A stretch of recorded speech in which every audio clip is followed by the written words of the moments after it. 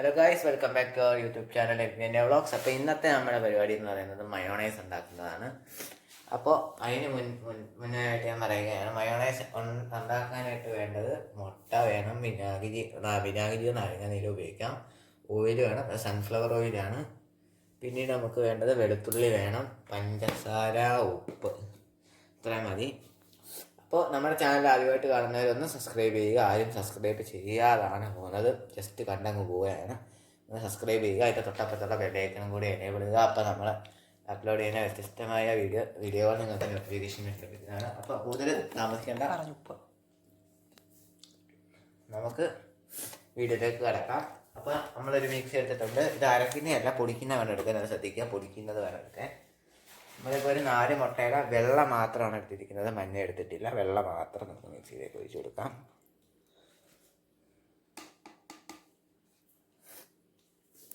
ഇനി ഇതിലേക്ക് നമുക്ക് ഒരു സ്പൂൺ വിനാഗിരി ഒഴിച്ചു കൊടുക്കാം. വിനാഗിരിയോ നാരങ്ങാനീരോ നിങ്ങൾക്ക് ഉപയോഗിക്കാം. കറക്റ്റ് ഒരു സ്പൂൺ നമ്മൾ ഒഴിച്ചിട്ടുണ്ട്. ഇനി ഇതിലേക്ക് നമുക്ക് ഉപ്പും പൊടിയും മധുരം എല്ലാം വേണം. അപ്പോൾ പഞ്ചസാര ഇടാം.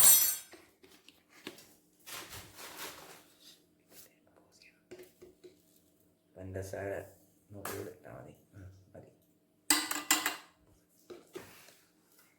അപ്പോൾ അടുത്തായിട്ട് നമ്മൾ ഉപ്പാണ് ഇടാൻ. ഉപ്പൊക്കെ നമ്മൾ ആ ഒരു ഇതിനെ നോക്കിയിട്ടൊക്കെ പാകം നോക്കിയിട്ട് വേണം ഇടാൻ.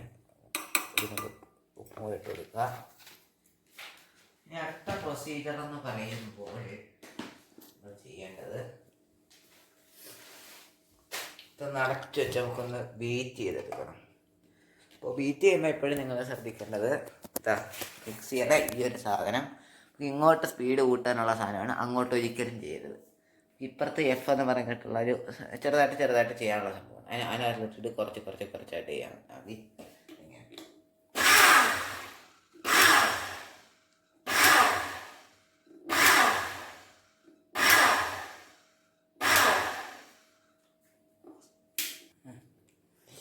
അപ്പോൾ നമുക്കിതൊരു വെള്ള കളർ കിട്ടിയിട്ടുണ്ട്. അപ്പോൾ ഇതിനകത്ത് നമുക്ക് വെളുത്തുള്ളി ഇടണം.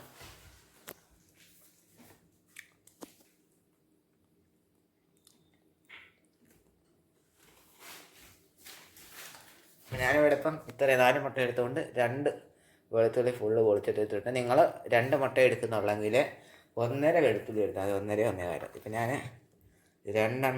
4 എടുത്തുകൊണ്ടാണ് ഇപ്പോൾ ഇട്ടത്. കൂടിപ്പോയാൽ കയ്പൊക്കെ വരും, പ്രത്യേകം ശ്രദ്ധിക്കുക. നമുക്കൊന്നും കൂടി ഇട്ടൊന്ന് അടിക്കാം.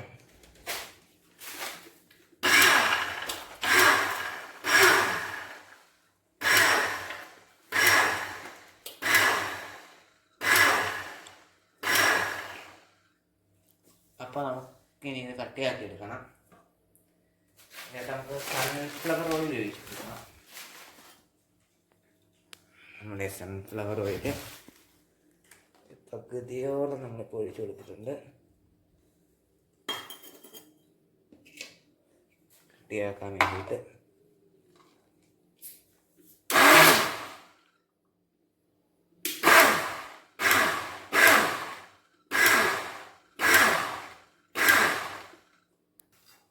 അപ്പോൾ ഇത് ചെറുതായിട്ട് കിടക്കാൻ കുറച്ചും കൂടി എണ്ണ ഒഴിച്ചു കൊടുക്കാം.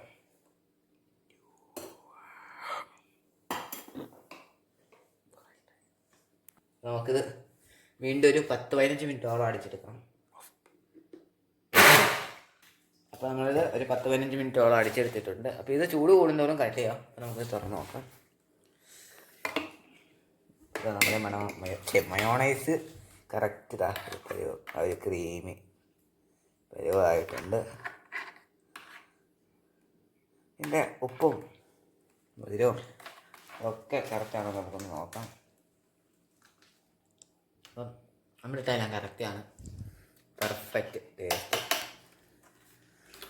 അപ്പോൾ ഇതിപ്പോൾ ഒരു 250 ml ഒക്കെ കാണും. അപ്പോൾ മയോണൈസ് എന്താണെന്ന് അറിയാത്തവർക്കായിട്ട് പറഞ്ഞുതരാം. മയോണൈസ് എന്ന് പറയുമ്പോൾ നമ്മൾ ഗ്രില്ലഡ് ചിക്കനും അൽഫാമും ഒക്കെ മേടിക്കും, അതിൻ്റെ കൂടെ നമുക്കൊരു വെള്ള സാധനം കിട്ടത്തില്ലേ, അതാണ്.